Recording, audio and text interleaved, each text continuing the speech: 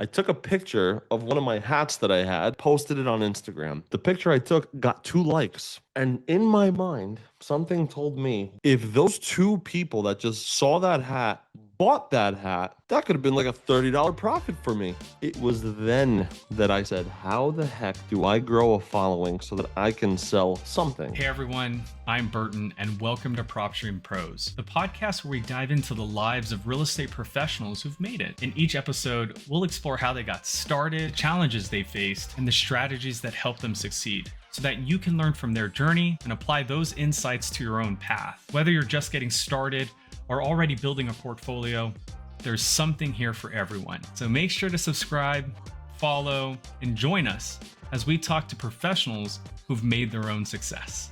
On this episode of PropStream Pros, Burton sits down with Ed Stulak to explore the power of personal branding in real estate. From creating content that converts to leveraging social media, Ed shares how authenticity and consistency can turn online exposure into real-world opportunities. What if I told you one Instagram post could completely change your real estate career? Our guest today, Ed Stulak, is proof that your personal brand can become one of your biggest business assets. Today's a realtor, team leader, author, and one of real estate's leading voices on social media. But earlier in his career, he was ready to quit. Instead, he made one decision. He invested in himself. That choice transformed his business from selling fewer than a dozen homes a year to building a thriving real estate team and even landing a 180-unit development opportunity through Instagram. In this episode, Ed shares how to build a personal brand that creates real opportunities and how authentic relationships still win, even in the age of AI. Welcome to the show, Ed. Thanks for having me on. Absolutely. You know, Ed, I'm going to be honest with you. I didn't say your last name because usually my name gets butchered. It's Burton. I hear Brandon, Brian. I hear all sorts of different B names. How do you pronounce your last name, if you don't mind me asking? Ed Stulak. Stulak. I love that. Where's that from? From Slovakia, Eastern Europe. Eastern Europe. Are you from Slovakia? So born in Jersey, Jersey boy, but Oh, my okay. whole family is out from Slovakia, Czechoslovakia back then. So my roots are planted deep over there, but I'm a Jersey boy. I love that it hasn't changed. You're still keeping that with you, And strong, and that's really what I think America's all about, right? That diversity, everyone coming from different cultures, and that's what makes this nation really yes, sir. big. And what and we're in our 250th anniversary, so I talk know. about that, right? That's amazing. But Ed, I love to have our audience learn more about you. You know, you're a great human being. For those that currently follow you, and for those that are tuning in for the first time and getting to we'll be getting to know you in this episode. I really believe you have a lot to give to those in the real estate space, or just to those in general. So let's dive into your profession. I understand that you're you're in a real estate, so you're a real estate professional. You're also a coach to others in real estate, and you're also an author. So let's start with the real estate professional part. What is it that you do for the real estate space, and how long have you been doing it? Been selling real estate as a real estate agent for the past 10 years now, since early 2016, I would say. Dove into Wow. it because college was not doing well for me. So I didn't want to become the studious doctor that my parents kind of pushed me towards. So I got into real estate instead. Been selling since then. I sell in Jersey. I run a team called Orbis Group. We're a small team. I'll call it North Jersey area, but we scatter all around. And that's the nutshell answer of what it is that I do as a realtor. That's amazing. So you've been doing it for, it looks like now about a decade. Yeah. Has it been fun this whole time? Not the whole time. Let's talk about that. Like, for those that are just starting in real estate, or for those that are seasoned in real estate that might be laughing or smiling as you said that. You don't mind sharing some tough moments in your real estate past? Like what was a tough moment that you learned something very valuable from? Do you mind sharing? Oh, well, I would say just the perseverance. After year Mm. three, I felt like I was ready to give up and just hang the hat and, I don't know, go back to school and study something else because it just wasn't working for me. I spent a lot of money, spent a lot of time, energy, focus, and it seemed like nothing was moving forward for me in this real estate business. So that's usually a very common point for a lot of realtors to get to and say, you know what, year two, year three, year four, I'm going to go ahead and either move on with my life elsewhere or just be a little bit more determined and get through it. And I'm so happy I did because my year was year three. I'm like, man, screw this. I'm done. And then year four, year five, I got an opportunity of a lifetime to run Mm. a big project that changed my whole career going forward. So I'm sure we can talk about that too. But it was then that made me realize, hold on, maybe I should give it a shot a little bit longer and see how it goes. And I'm I very love that. happy that I did. Well, I'm happy because here we are today having this conversation. That's right.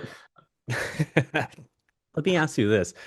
Year three, when you were going through those feelings, was it a mental thing that you were facing, or was it more of a data thing? Like, did you actually see the metrics going in the direction, or was it just 3 years in? Is there something else for me? Like, what was it actually in your case? Was it more okay? The data is showing I'm not making any movement, or I feel like I'm not making any movement. Which one Both. was it? Both. Both. Oh, both.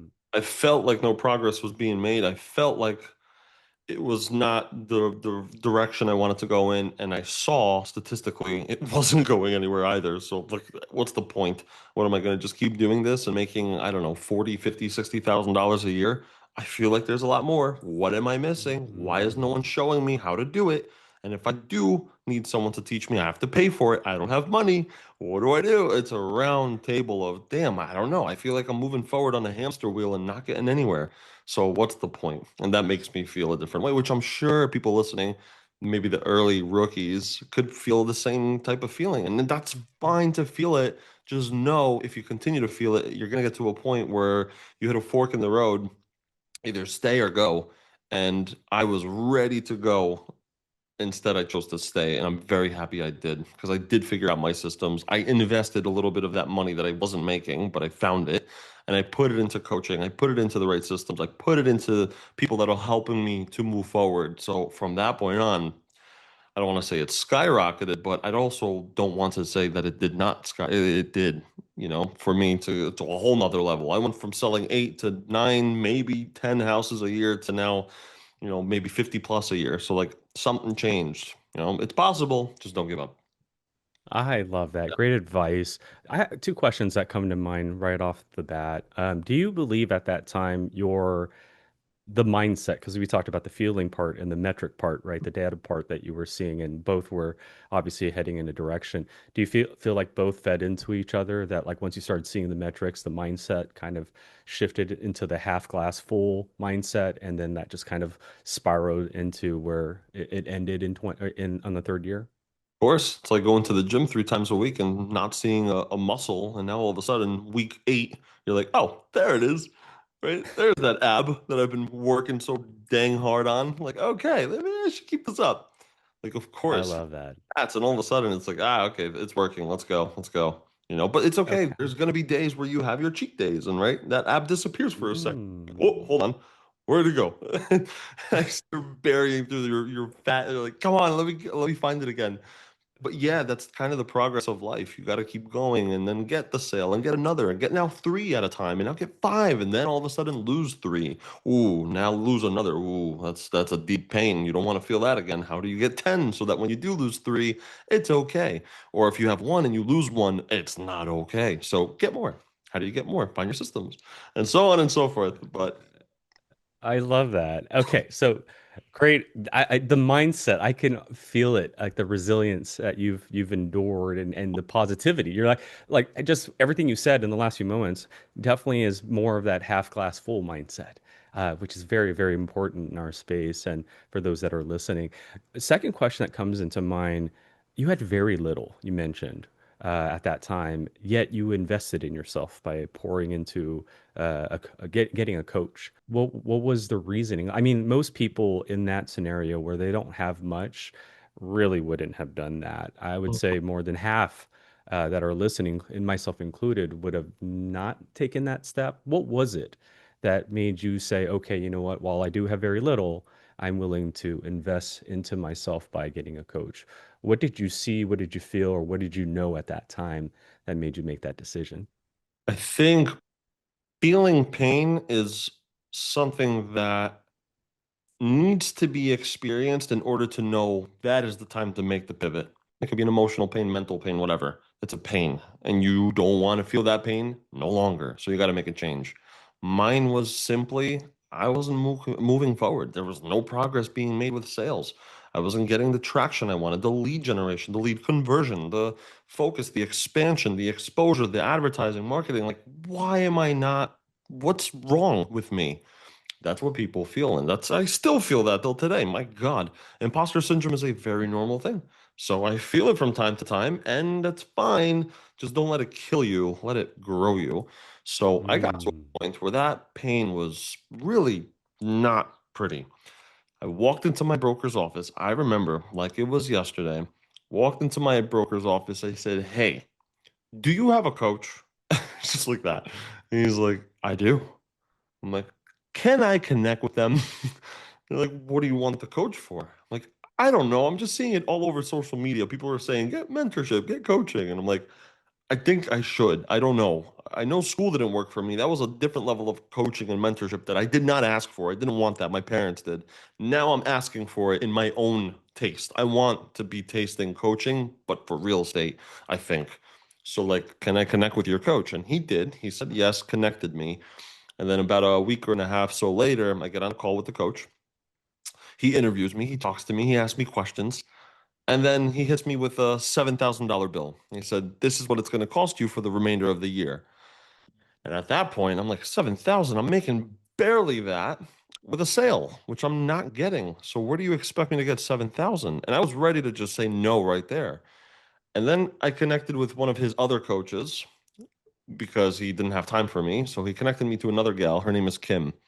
Kim gets on the phone with me. She talks to me, and then she says, I could do a payment plan and I'll reduce it to like 65 or so hundred.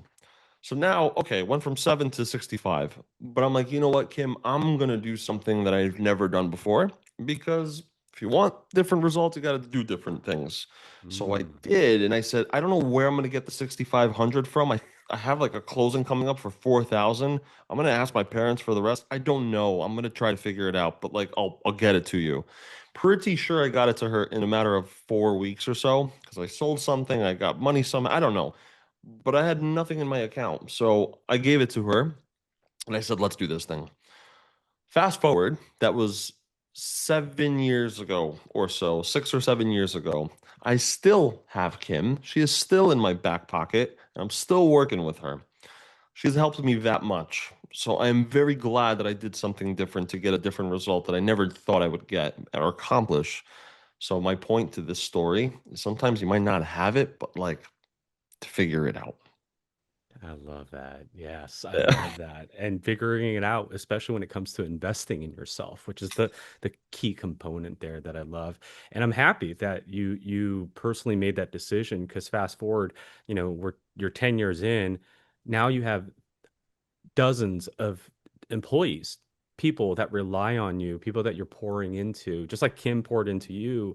Now Mhm. you're pouring into others. And if you didn't make that decision 7 years ago, That's that right. wouldn't be the case, right? So that's what like sends shivers up my spine a little bit is that these key little things can have really big impacts you may not see until many, many, many years later. So thank you for sharing that. Now we're about providing value as well on this show. So let's talk about, you being, in real estate for over a decade now, I would say. Um, let's talk about building a team because we probably have some listeners right now that are doing a few deals that do want to scale and they are starting to realize they can't do it all for themselves. So for someone who's a solopreneur right now, who's like, okay, I do need to give a little bit, give a little of that responsibility. And yes, for those that are listening, you're going to have to eventually do that. I know you want to do it all yourself, but trust me, it takes a village to get where you need to get to. So Ed, I'm going to put you on the spot. What advice would you give to those that are just starting as a one-person team and getting to that next level when it comes to scaling? What's your best advice for them? You're gonna have to wear all the hats in the beginning. Sorry to say. And if you don't like that, sorry, you're gonna have to in the beginning. You're gonna have to be the janitor. You're going to have to be the face. You're going to have to be the HR. You're going to have to be the marketing department. You're going to have to be the advertiser and the phone caller and the cold, everything that you probably don't want to. You're going to have to.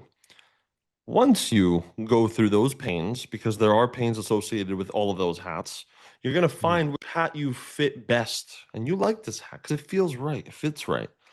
And I hate the accounting hat. I despise the janitorial hat. I despise the marketing hat. You'll find your hats that you don't like and it looks bad on you. Good. Get to that point because now you know which hats you need to delegate. And now, my accountant, I said accountant for a second. I hate accounting. I hate numbers. It's funny because I'm a realtor. I should like them. Nope. I don't like them. I got my accountant. I reached out to him, buddy of mine from high school, and his name is Mike. Um, I like his little thing. It's save cash with Bash. And so his last name is Bash. He's funny. So I reached out to Mike. I'm like, Mike, we went to school together. Can you do my accounting? It's like, sure. What do you need? I'm like, I don't know. Numbers, run them. I have no idea what to ask for. I don't know nothing about it. How much do you charge to like manage my books for the year? And then he gave me a price. And then I looked back. I said, how important is this delegation right now? Do I want to spend 20 hours getting my numbers together last minute when the taxes are due? Or should I delegate that to someone that knows how to minimize 20 hours into, I don't know, 10, and I'll pay them a nice little price. But for those extra 10 hours that I save, I can go make more money. Mm. So, how do I delegate what I don't want to do? And there's a book that I read called 4 Hour Workweek by Tim Ferriss. He said, I'll read the book for you in a nutshell version. If you don't want to do something yourself, automate it. If you cannot automate it, delegate it. And if you cannot delegate it, eliminate it. That's the book. I took Mm. that philosophy and said, I don't want to do accounting. Can I automate it? Not really. Can I delegate it? Yes, I can. Great. Let me delegate it. Boom. Marketing. Do I like doing marketing? I love doing marketing. I'll do it all day long. Okay, cool. That's a hat Ed will wear. Does Ed want a cold call? Nope. Can I automate cold calling? Eh, I won't get the best results, but what else you got? Can I delegate cold calling? Yes, I can. Beautiful. I got a team. They're starting tomorrow. Do I want to go ahead and do, I don't know, for example, I don't know, like open houses, can I go ahead and do that? Sure, I don't want to. Can I automate it? Not really. Can I delegate it? I can. Or maybe sometimes I'll just eliminate it from one of my properties because I don't need to do it. Like you have to figure out what fits best, what do you want to do and what you don't. But the point is that if you do happen to delegate, and let's just say you don't have the money for it, get smart and creative with how you can delegate something like that. And let me give another example. For example, I like to wear suits. Okay, I'll just give an example of this, and the Nice. the user, the listener can utilize this however you want to. But in the beginning, when I didn't have money for suits, which I know is part of my attire as a realtor, I got to dress up nice. Well, people will beg to differ. Some will, some won't. But I like to dress up nice. That's me. So I know that costs money. Now, do I have the money for a suit? No. Can I go ahead and get creative with getting a suit? Sure. How? So what I did, I had this one guy reach out to me. He was a tailor, and he said, "Hey, I want to make you a suit because all your, off the rack Macy's suits, they don't look good on you." That's what he told me. I'm like, "Wow, thank you." Then I said, "Okay, I'll meet with you." So we did. He shows me his whole books, his fabrics, his cloths, and then he hits me with a $3,000 bill. Oh. And I say, "Dude, thank you, but like I barely made that like this year, right, with my sales. This was earlier on, right? 7 years, 8 years ago." So instead, I told him, "How about you make me a suit for free, right? And I'll promote you and I'll get you five other sales that can bring you 3,000 each. So do you want 3,000 for me or 15,000?" Mm. Like it was so hard for him to say no to. So he immediately said yes to that. And that's been our partnership since.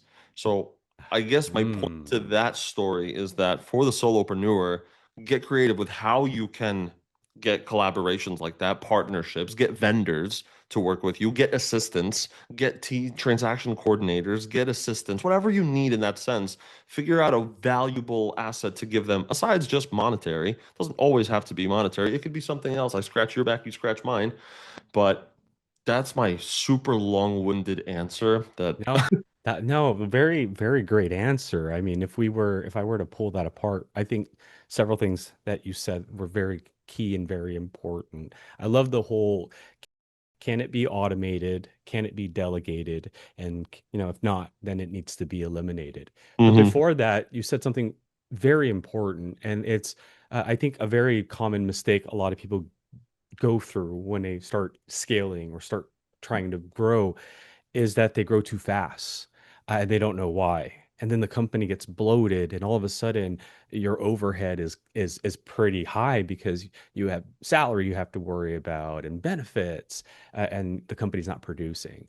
And what I love that you mentioned, which is a reality, is that before you even start hiring and growing, you need to know your reasons as to why. And I love that you mentioned go through all the pains, experience it, know where your strengths are, know where your weaknesses are. And once you identify those in each of those departments and within your company, then it's the automate, delegate, and eliminate. And I love yeah. that. Very, very, very important that information that you just gave. And I love the creativity part. I love that you don't even go into the eliminate process right away. It's like, can I automate it? No. Can I delegate it to somebody? No. Before I go to eliminate, what can I do creatively? What creative way can I do that can come up with to Mhm. delegate? So I would call that the delegate 2.0 method, I like and that. then your eliminate, right? Because there Mhm. really isn't. I think you're right. Elimination should be the last thing you want to think about because there is a way. You just got to go find it. So Man. thank you, Ed. Very, very powerful stuff. Um, Social media. You mentioned that. I mean, you go on your social page right now, it is very dominant. Like one can read between the lines. You are really good when it comes to social media. As a matter of fact, you mean you're so good at it that you're even an author of an amazing book. I took the time to read it. It's called Expose Yourself. Very valuable information. So if you guys are listening in on this, I'll have my team put a link down below so you guys can get your copy. I highly encourage it. There's a lot of very key information there, and I love that you've included activities that the reader can engage with. So make sure you have a pen out as you're reading this book. So, Ed, let's talk about this book because I have a lot of really very powerful questions when it comes to the book. And again, don't want you to give out all of the recipe because I definitely want to make sure these guys read the book themselves. But, you know, you talk about viral trends in this book and how agents, real estate professionals should be aware of these viral trends, and when to maybe incorporate it or not to incorporate it. But how do you distinguish the lines between writing a viral trend for views versus creating content that actually converts, if you were into signed listing agreements or whatever they're doing in the real estate space? Solid thought. And the answer, which I'm hoping is also solid, is that virality, I think it's almost going back to the concept of any exposure is good exposure, like bad publicity, good publicity, it's publicity. Hmm. When it comes to content creation, make it good, make it quality, right? But personally, I'm not in a headspace of Ed, time to get into the mode of creating content for leads versus Ed, let's get in the mode for creating content for fun. I only create content for fun. And if it turns into leads, cool, that's a bonus. But I'm a content creator, I'm a marketer. I expose myself. That's the whole point of the book. It's like I'm getting out there, I'm doing it myself. I'm not waiting for an article to talk about me. I'm not waiting for someone else to put me on a podcast, for example. I'm not waiting for anything. I'm going to do it myself. But what's the best way to do it? The best way to do it is just do something that is valuable to the world and you enjoy doing it and creating it. Like an artist creating like a portrait on a skateboard, for example. That's my buddy also, his name is Sebastian, and he created that, right? Like he loves doing it. It's fun. And from that, it turns into money because now I'm like, Bash, I want to buy one of your artworks. I want to invest into, I want to hang it in my office. I want to, it becomes a popular thing. So when it comes to content creation, I do it because I enjoy doing it, number one. Number two, I know it's going to get me exposure because of the value that it provides. Now, what value does it provide? Most of the time, I'm creating funny stuff, humorous, entertaining, things that will make someone pull aside for a second, get out of their reality and say, "Oh, that was funny," or like, "Wow, that is so share worthy," or "I'm gonna send it to my best friend," or you know what, that Ed, he's cool, he's funny, that made me laugh, that made me chuckle." That's value. And if I can do that and make your day in that little 2 second, 20 second, 30 second video that you watch, awesome. Let me do it again and again and again. So that's my premise with content creation. I'm not doing it for business. Mm. It happens to turn into business. So I think if you do it for business, you're going to treat it like a business, and eventually you're not going to have, a good time doing it because now it's a job. It's not a job for me. I can't wait to pull out the phone later on and create some content. I'm excited. And if it gets me leads, great. And if it doesn't, great. And I think that is maybe one of the secret variables to good content creation is just enjoy it. Enjoy it. It won't feel like a job. I love that. And that's a very great answer because you're right. Sometimes I see real estate professionals, they see a trend, they feel like they need to chase it because the business requires them to get more viewership and whatnot. But like you said, that now falls into that box where you're doing it for business reason, not Mhm. doing it for your personal reasons. And so I truly believe that's a great answer. That creating content for personal reasons, for fun in this case, for because you want to, is really going to be the converting, the reason that they convert to leads. I love that. And actually, your answer talked about something that's very dominant in the book itself. You talk about authenticity. But real estate can be ugly. It can be stressful, especially behind the scenes. Where is the line between being authentically like vulnerable online and oversharing to the point where like you may accidentally hurt your professional credibility? Mm. Um, what's your answer on that? You want to be real, but you want to also walk a fine line because we're real estate professionals. So, like, cross the line sometimes a little bit just because it's so unheard of. So, when you do walk the fine line, which I would say 90% of the industry does, that's fine. But now you're 90% of the industry versus the 10% that's a little controversial, causes debates, causes you to raise an eyebrow, causes you to scratch your head and say, whoa, what? Why would she say that? Why would they, like, and I like to be that 10%. So I like to walk the fine line, but be careful with how far I cross it. So now I'm Mm, not getting into religion. I'm not getting into politics. I'm not getting into those aspects because I know that is far past the line. mm, I will get a little, a little fun, a little raunchy, I'll curse from time to time because curse words, they cause attention to spark, right? Like, oh, that's different. Why would they? Some people like it, some don't. That's fine. But point is be careful, but also don't be careful. Like, cross the line a little bit, just a little bit, not a lot. yeah. And I know that some people probably don't want to hear that. Professionals don't want to hear that. I'm sorry, I'm speaking truth. So, the listeners choosing to listen to this. So you're listening to us. This is my opinion. I love it. And you know what? From what I observed over the last few years regarding social media and real estate professionals, I am seeing people get closer to that edge that you're referring to as content has become more personal. Heck, just the other day, I saw a real estate agent, I think out in the Northwest, who's really into like emo rock music. And Mhm. he's adapted that into his social media. He actually Total. does open houses on his social media while singing songs that are relatable to that audience. So again, social media and what real estate professionals are doing to captivate the audience, Hmm. to convert them into leads has definitely changed. And I love that you understand that, and in this book, you're definitely sharing a lot of valuable Yep. information on how to do that just right. So my next question that I have. Um, for someone that's listening, if you were a brand spanking new agent entering, a very highly competitive market, especially today, with like zero budget and let's say zero followers, what does your 30-day content calendar look like to get your first inbound lead? Like, what would you do? I would be super niche specific. So whatever town, city, area that you're in, focus like crazy on that area. Know everything about that area and then spit it out like a newscaster or whatever you want to call it.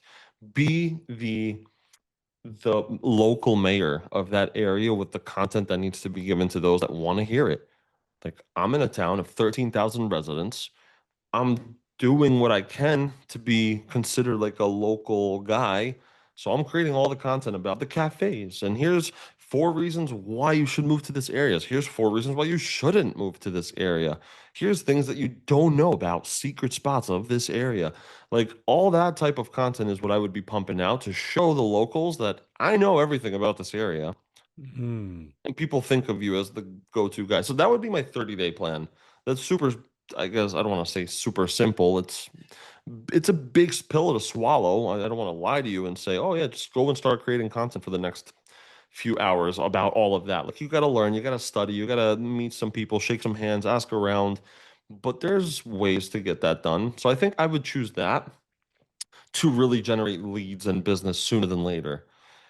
If I'm not looking to generate leads sooner than later and I'm just looking to get brand awareness up through the roof, I'm creating entertaining content. I'm creating stuff that is going to make the locals share my content. So maybe I add a little spice to it. Maybe I collaborate with some of the locals. Maybe I grab coffee like I did this morning with another agent in my area. Never met her before. I saw her on social media and I couldn't believe that I never connected with her or collaborated with her. The second I saw her stuff, immediately reached out to her and said, "Can we grab coffee?" And we did. This is actually the same coffee with her from this morning. Been drinking it since then because I said, "Let's connect and let's collaborate." Why aren't we doing that? You know? So I think that's my response to that is just do hyper local type of content. That's probably the best way to go about it. Yeah, I like that. And you kind of sprinkled in and maybe some advice in there that may actually be the answer to this next question I want to ask you Okay. because most agents actually treat social media like a digital billboard, right? Like they'll put their listing on there, maybe a few photos of it, and then that's it. It's very uniformed. I don't know if that's the appropriate word, but it's boring. It's like because That's me when I go on social media, someone said this to me a long time ago, and I remember we had a conversation after, and you gave a third avatar, but someone said to me when it comes to social media, you're either a producer or consumer. Right. And then we had a conversation. You're like, yeah, but you're also both because in order to be effective, you need to be both consumer and a producer. And I had this aha moment when we were having that conversation. So, but again, we're same point, producer, consumer, maybe even both. But most agents, when they post, they don't realize that aspect. And so most of the posts are boring. It's the listing price, a little bit of the property description, and then a few photos. So let me ask you this, Ed, because when you look at your stuff, it's fun. What are some key things that you would consider when it comes to a real estate post or a reel that you know is going to spark conversation or DMs rather than get what I call the passive double tap, which is like grandma going, "Ooh, good jobs, grandson." that's right. So like, what advice would you give to those to get more than that passive double tap? Got to be valuable content. Whatever value looks like to the creator of that content. Is it educational? Is it entertaining? What is it? What is it? Like there's several aspects of quote unquote valuable. It could be emotional. Listen, there's so many social media accounts that are only talking about motivational things and sad things and like happy things and like that's an emotion and it's valuable to someone. Or there's those accounts that just have like the carousel type of posts where it's a paragraph and then you scroll it, it's another paragraph and then you scroll again, it's another paragraph. Like, All right, maybe your horoscopes. Oh my God. Like that's value, right? Is it entertaining? Is it educational? Yeah, I would say educational in a little bit, but like that's value to the right avatar. So in my case, I'm making funny stuff. I want to really spark that emotion. I want someone to laugh and remember me and say thank you. I go to sleep and I watch stand-up comedians. I love that because it feels good. It feels great to laugh. It's the best medicine. They say it for a reason. It's a medicine. So I like to give that to others. So that's my source of value.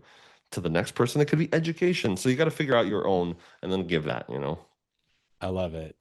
Well, Ed, I have a few more questions and then I'd like to kind of talk about like your past a little bit because I mean, you've shown me a lot so far. Half glass full mindset, your resilience, your go-getter type of behavior or characteristic, I should Hmm. say. Very impressed. But what I also love about you is you're very blunt and you just give it straightforward. So I'm gonna put you on the spot right now, okay? Yeah. What is one piece of conventional social media advice that's currently given right now to real estate professionals today that you think is absolute garbage and is actually hurting their business? Quality content. I would rather see an agent post 500 different pieces of content throughout the next 6 months versus the agent that invests a lot of time, energy, money into only 14 posts. But like each single one is like really quality and looks like a cinema, like a movie.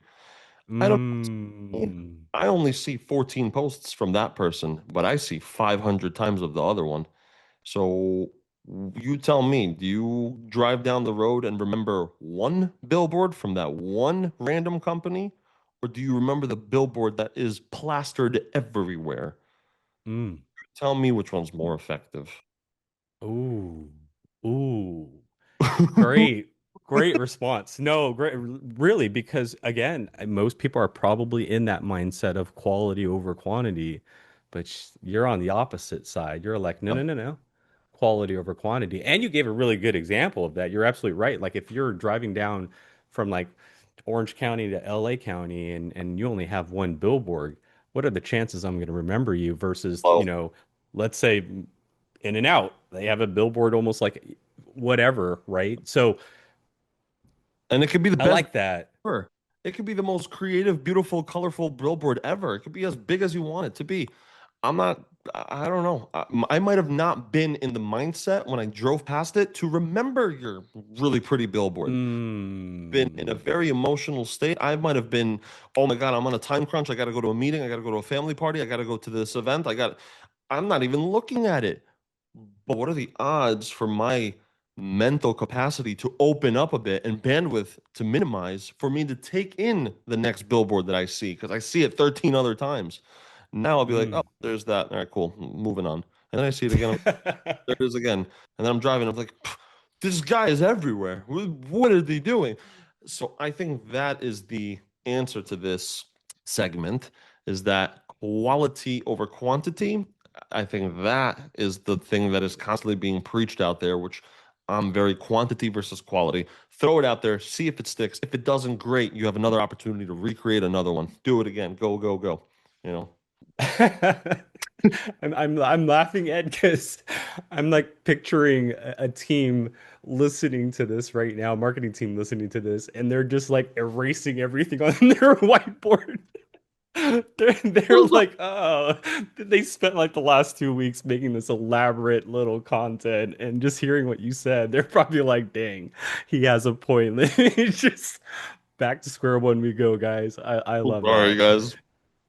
That's amazing. Well, you know what? This is the last question, and this I think is Uh, very important, especially to our space and where we're at today. AI tools, right? I mean, you have a lot of this generative AI now. It's making it very, and I mean very easy to automate a video. Heck, Ed, you've seen it. I've seen it. I'm seeing people like it's not even them; it's their AI avatar doing videos of them. So the video editing is being automated by AI. The content itself is being automated. The scripting and even the posting. What is it that what's one thing that you truly believe AI content cannot replicate, that agents must double down in our generation today to stay relevant over the next few years? What's your answer to that? Personal touch. The Mm. personal touch, the personal handwritten letter, pen on paper, the video that I send with my phone, the door knock that I come, the gift basket that I send, the personal invitation to my cousin's birthday party, the like that stuff is just not going to be replaced. I don't think. Maybe, but I don't think it's ever going to be to a level. You see what I'm saying? Like, would a postcard that is just designed real quick and sent out to 500 people, does that work? Or does a personal card that says, "Hey, Burton, thank you for having me on the pot. I appreciate the conversation. I am so glad. I hope it's nice and warm in California." Like, if I'm having those personal things in there and you know it's coming from directly me, I don't know. I'm trying to say that in the best way possible, but the personal touch is so important that so many people are starting to neglect and strive away from because, oh, look how easy it is to do it with AI. If it's easy, everyone's going to do it. The harder it is, the less people are going to do it. And the hard thing is what I want to do because that is not going to be something that more people will do, and I will. So I will be the one doing the hard work, but in a smart way. And I think I will convert higher. I think I could be completely foolish for saying that, but I don't care. That's my philosophy. So the next person that hears that, they could be like, "Oh no, AI will do 5,000 times more than that." And maybe you're right. But I think that personal touch will be remembered so much deeper from that person that receives that touch. So, Ed, throughout this entire conversation so far, lots of things again I'm getting from you. The half glass full mindset, the perseverance, the understanding what role to take, your strengths and your weaknesses. I want to time travel a few years before real estate. Mm. Um, for those that know your story, I'm again a huge fan. You have a hockey background. Yeah. You've played hockey, and I'm not talking about just like playing hockey like in your backyard, but no, you played hockey at a very high level, near professional level. And I'm sorry to bring that up because I know it didn't go as planned, but I'd like to talk to you about that. Do you believe that your your history, your experience, the things that you went through in your hockey past play a role in what you're doing today? It did, for sure. The hockey player hat that I wore for a long, long time and still wear till today has taught me a lot about team team player. I'm learning how to communicate, learning a new something different off the I don't know, on ice, off ice. Like it's a community. It's just different world, and it also teaches me when to completely remove every other hat that I wear in life when I step onto that ice, because that is my scapegoat, and it's amazing. I love it. It's my paradise. I put on my ice skates, I get on that ice, and I forget about the whole world that's behind me. That's That's important. important. I agree 100%. The reason I wanted to bring that up is earlier in our conversation, when you talked about, having to experience the things that you're not good at and then, automate, delegate, and then eliminate. Yeah, Um, when I when you were saying that, I thought about the hockey pass, and the reason for that is because you can't do everything on a hockey team. You can't be, the guy up. I don't know positions, but you can't be the guy up at the front and then be the goaltender at the that's same right. time, right? Like you have to trust in others to do what they're extremely good at, whether that's again being a defender or being the guy that actually is in charge of making the goal or the guy that's actually preventing goals from happening. And so I wanted to talk about that. I wanted to bring it up because, you know, the whole reason PropStream Pros was even created is because I want to share value. And you've done nothing but that since the start of this conversation. But to remind everyone that, you know, your stories, your experiences, all the things that you have accumulated over time, all the, the wins and losses, if you will, play a vital role in what you're going to be doing in life, especially in the real estate space. So thank you for allowing me to bring that up, and thank you for sharing that. You say you still play hockey today. How, for those that want to maybe line up against you or something, like where do you play? How do you play? Like, is it really on ice? Are you doing street hockey, or just Yeah, you're a yeah. purist? It has to be on ice only. Ice hockey. Yeah, there's a little community around the corner. I play with a bunch of guys, and it's a men's league. We call it beer league in hockey. So we have some brews afterwards in the locker room, and we just, BS with one another. But it's a fun time. It's cool. It's fun. And it's business. Shoot, I've already sold 3 homes to some of the players on the team, and I'm working on more. So like it's cool. I branded and sponsored the team, so we got new jerseys with our logo on the corner. So it's like. I like that. It's fun. And I get to, really share a passion with another community that I can't share with everyone every day. So Yeah. I love that. What I like about what you just mentioned right now is that, and I'm guilty of this. Sometimes we put aside our habits, our hobbies, I should say, the things that we love to do to pursue our businesses. Um, and I love that you still do what you're doing, and it led to, in this case, 3 deals, sponsoring the team, brand awareness. So for those that are listening, if you've put aside your hobbies, you might want to reconsider, because there is a community out there for mostly every hobby, and that Yes. community could be your next seller or buyer. I love that take Yes. on that. So. Who do you connect with more when I'm a random person at a bar and let's just say we're at a networking event, happy hour, and I bump into you. I'm talking to you, Bert, and we're chatting, we're talking, and all of a sudden, like, we just cannot find anything in common. Like, how's the market? Or how's your business? Or like, give me more. The second that I feel like, oh, soccer? Dude, I love soccer. Oh my God, the change, the mood changes immediately, right? FIFA, you've been watching the World Cup. Oh my God, who's your team? Immediately, the report is like maximized to a whole nother level. So, I think if you do lean into your hobby, you will find your people that will help you expedite that rapport building at such a much rapid pace, and they will be comfortable with you, which means they'll converse with you, which means there's a better opportunity for you to do business with that person because they like you. They like what you say. So, yeah, hobby, lean into it. Yeah, absolutely. Leading your hobbies, that could definitely lead into a new listing, a new investment property. That's a Yeah. very great, very good advice there.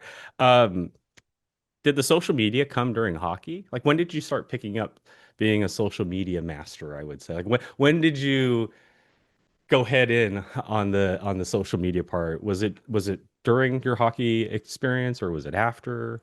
A little before. So call it 2010. I got onto Facebook and I was already on MySpace. I was dabbling with that stuff, but I didn't see anything of it until high school came around and I started posting on Instagram. And I remember this one specific instant where it changed my entire perspective, perception on social media. I was playing ice hockey. There you go. I was playing ice hockey with my buddy at his house. He has a pond right next door, and that pond was frozen. That happens in Jersey sometimes. I know it's not common in California, but it happens here. Pond froze, and we played hockey on it. So we took out the hockey net and all that stuff, and we were playing all day long. Fun time, being kids. I took a picture of one of my hats that I had. It was like a nice, cool little beanie, and I took a picture of it. I posted it on Instagram. The second I posted it, I don't know, a few hours later, I look back at my notifications, and back in 2010, 11, different Instagram looked very different. Yes, So it did. I had the filters and all that, but the picture I took got 2 likes.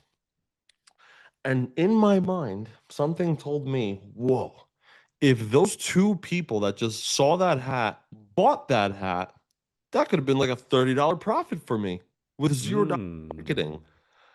It was then that I said, how the heck do I grow a following so that I can sell something? It doesn't have to be hats, but it could be something. And now I'm like, all right, it's time to start building. And so I started growing my following and just like getting people and creating content and posting this, posting that. And I'm like, what gets more engagement? What gets this? What gets that? Started growing it. And I think it was college that I grew up to 8,700 followers organically, naturally, just connecting with people. And I'm like, 87, that's crazy. And then I started growing more, and then I found my spiel of my style, my voice, my brand, my personal brand. At that time, I didn't know what a personal brand was. I was just a entrepreneur. I just wanted to be something. And so I started posting more consistently and more precisely of what I want to talk about, which eventually got into real estate and social media. And then my following just took off like crazy, like a ski slope. It went upwards because now all of a sudden 8,700 that took me about 6 years to grow went to like 25,000 in a matter of a year because now I was very niche specific. So, and then it just started, growing that way. I love that. Again, I can't comment enough the half glass full because most people would have seen 2 likes and like, what's that about? Like that's not enough. I don't have enough friends. I'm not popular. My content must be boring. But you Right. saw opportunity. You're like, hold on here. There's diamonds somewhere in here.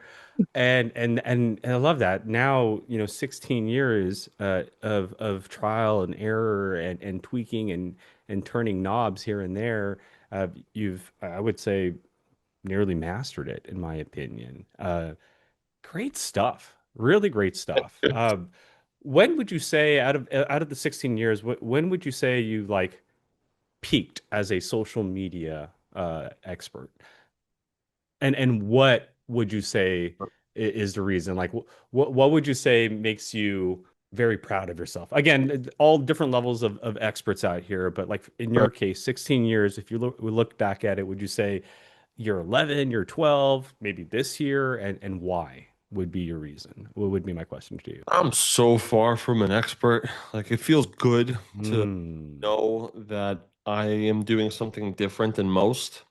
A proud moment, a proud year, a proud day. Tough to say. I think it's moments like this, getting on a podcast with a person that just genuinely enjoys what I have to say about the thing that I love to do. Like, that's a good moment. That's a pat on the Ed's back. Like, dude, what you're doing is loved. Keep Yeah. doing it. Like, it's not just, it doesn't matter if it reaches a million people. Make sure it reaches one right person. Make sure it reaches two right people. Make sure it reaches 20 right people. And when they acknowledge that and love you for it, you love on them back.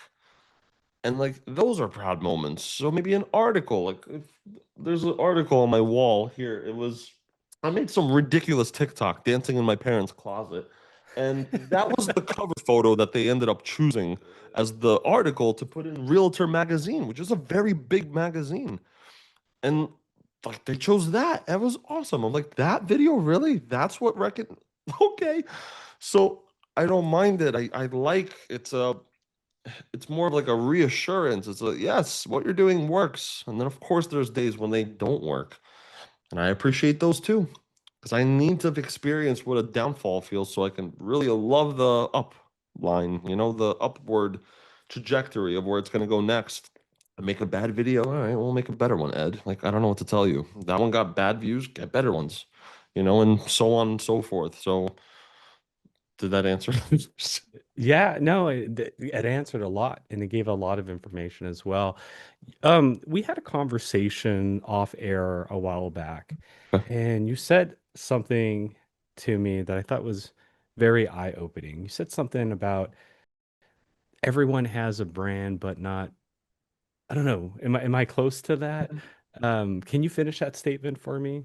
Everyone's got a brand, whether you like it or you don't. You got to learn how to expose it and get it in front of the right audience that you want to attract. And that's very important because again, in our space, with 9 out of 10 people, even just in general, having a smartphone and jumping on social media, I truly believe this space does require you to be very aware of your brand, whether you're utilizing it or not. So I'd like to kind of talk about an experience that you had. I believe it was in 2023. We talked about how social media really kind of paid its dividends in 2023. Can you talk a little bit about that scenario in 2023 and how social media helped you? Yeah. So we started off the podcast with talking about a little bit of it. So this is a nice Yeah. little circle back, right? A callback. And that is that my first 3 to 4 years of real estate were very discouraging.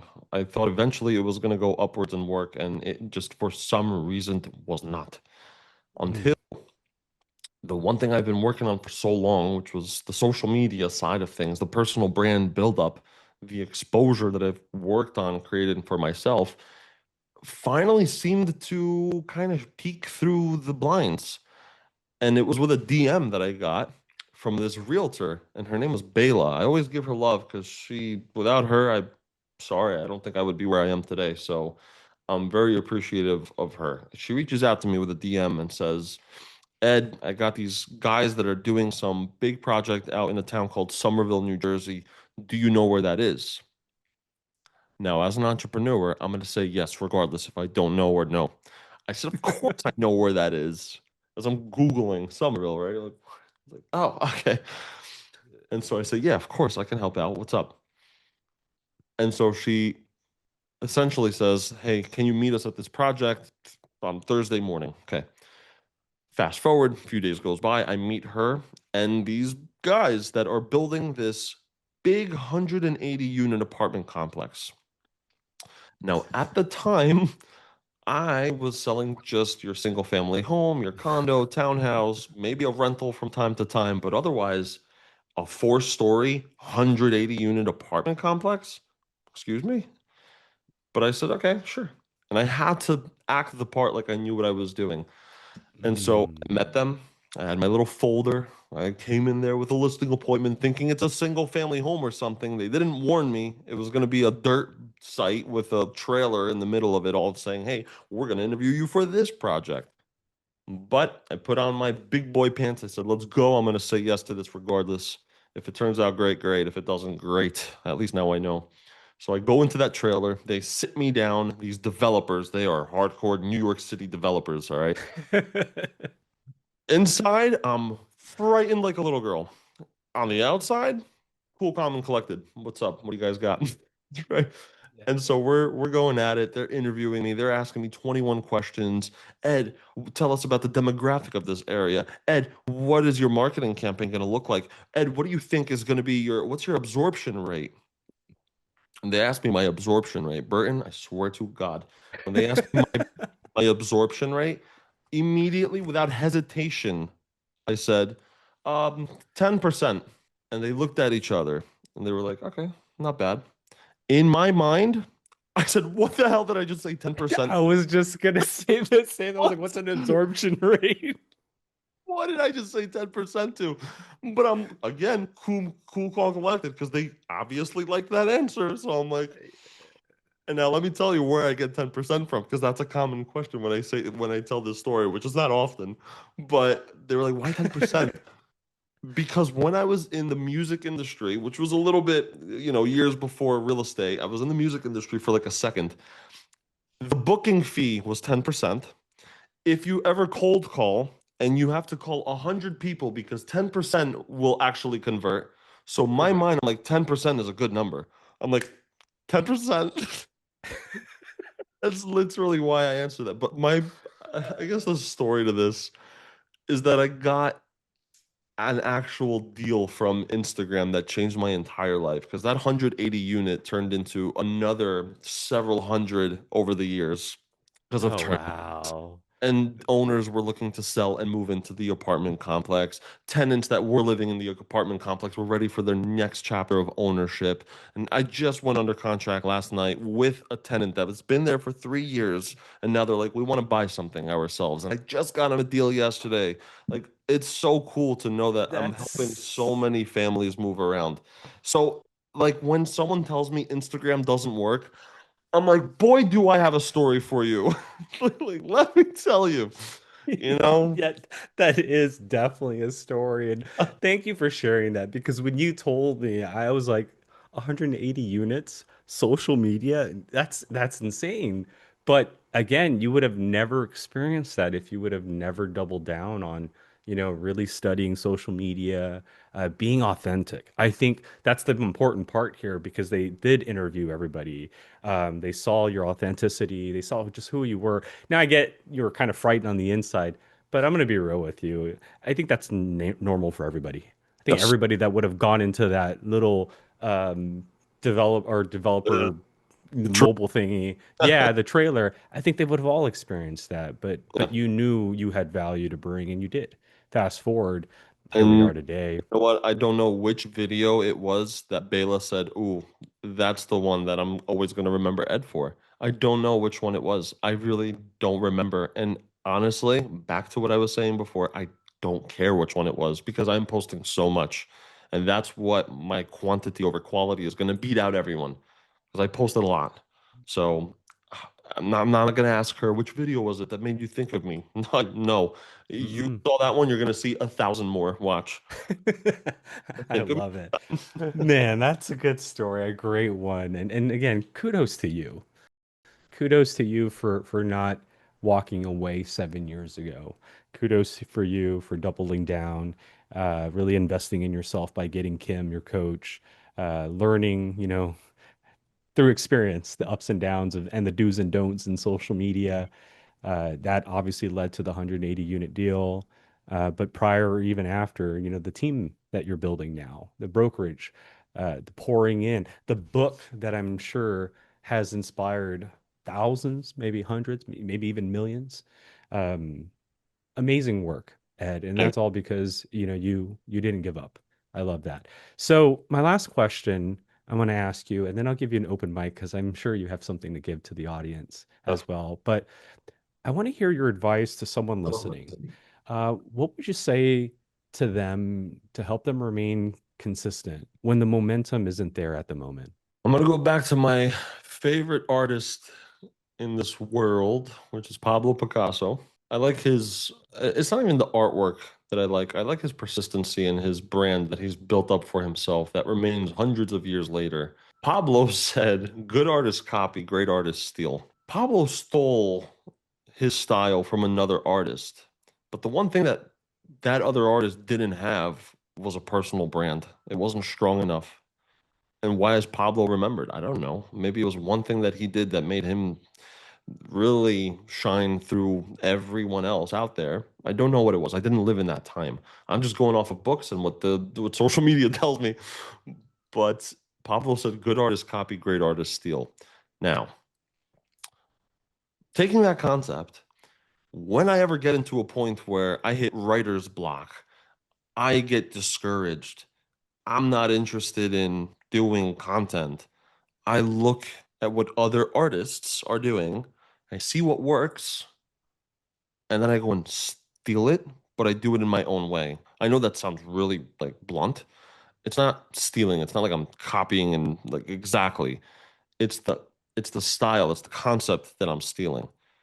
For example, the other day, I was watching a video of this kid. He owns a roofing company, and he made a funny little video. It's like 16 seconds long of him putting some money down on the front of a door, knocking on that door, running away for a second, having the owner answer that door, look down, see the money, and then when they go to grab the money, the roofer comes back, grabs their hand, and says, "Hey, let me show you what's wrong with your roof." Funny, funny door knocking strategy, right? I saw that. I'm like, oh my God, I'm going to steal that, but spit it out in real estate terms. And I Mm. did the exact same thing 2 days ago. I filmed one with one of my colleagues. We did the same thing, put some money down, hid, and did the whole little skit. Grabbed her hand. I was like, hey, let me show you how much I can sell your house for. I stole that idea. I gave love to the roofer, right? And it was so fun to create. And I don't even know how many Mm. views I have on it now. I'm gonna check. We're gonna do a live check real quick. Let's do it. Let's It do it. has 15,000 views on Instagram, 25,000 What? on YouTube. Let's see how YouTube is doing because yesterday I saw it was 25. Today it's got 26,000 views. That's So amazing. that's motivational. That's cool because I haven't been feeling like a content creator lately. I'm not gonna lie, and I needed to do something fun, have fun with it again. And that was that. So like that took me out of my writer's block. That made me have Yeah. fun with it again. And now I posted it, and now people are talking about it a little bit, and it'll die down. But then I have to post again, right? And that's where the quantity over quality beats every single time. So I think good artists copy, great artists steal. Yeah, I love that. And you're right. I mean, as they say, no thought is original, right? Right. And so very and I'm guilty of that. Like there are tons of times I'll watch an actor or I'll listen to a song or I'll see something and be inspired because of Mhm. it. And then again, either mimic it in my way, or use my life, my experiences, and kind of mold it into something new. So good advice there. Ed, thank you so very much for joining our show. Before we let you go, I'd like to give you an open mic. So for anybody out there that's listening, what would you like to say to them? What would I like to say to them? Go buy my book. Number one, read the book if you want to. It's not just for realtors, it's for everyone. Number two, don't worry about what people think of you when you go to be your authentic self online because you don't know who's watching, who knows who, and who knows what, and what opportunity can come of it. So go online, have fun, create content, Mm, post it, expose yourself, and truly cool opportunities will come of it. But have fun doing it because I never expect business to come from it, and somehow business always does. That's all I got. I love that. I know that's I love that. I love that. So again, Ed, thank you so much for joining our show today. You gave tons of amazing advice and value to our audience, and thank you for sharing your story. Thank you for showing, our audience members that, you know, sometimes the experiences may be tough, but hang in there, and those experiences will definitely become your ammunition to your success. So thank you again for being here. How can people get a hold of you? Social media? Obviously, we saw that you have YouTube and Yup. Instagram. Do you have a website or any other besides the book, Expose Yourself? Any other ways people can get a hold of you? You can find me everywhere online, all the social media platforms that you probably have downloaded on your phone. It's at Ed Stulak, EDSTULAK. Awesome. I also know you're a public speaker. Are you speaking at any events soon that people can come see you at? Working on a few, working on a few. So 2026 kind of, I don't want to say ended for me. We always have little pop-ups that happen from time to time, but the first half of 2026 was quite busy. Definitely Mm. traveled all around the country and Canada, and so I took a little pause because now I got to get the real estate sales hat on and focus on the clients here because they're all And like the team. virtually speaking. Yeah, exactly. So I got to work on that part. But no, 2027. I just got off the phone this morning with my assistant for that side of things, and she's going to start working on a lot of events for the 27. So I'm pumped for that. Okay. Well, for those that are listening, make sure you follow Ed on social media and all of his other outlets. That way you can maybe meet him in person at one of his next speaking engagements. But thank you again very much. And thank you, listeners, for tuning in to another episode of PropStream Pros. My name is Burton. Until next time. Thanks for tuning in to the PropStream Pros podcast. Subscribe for weekly insights and real strategies to help you close more deals. See you next time.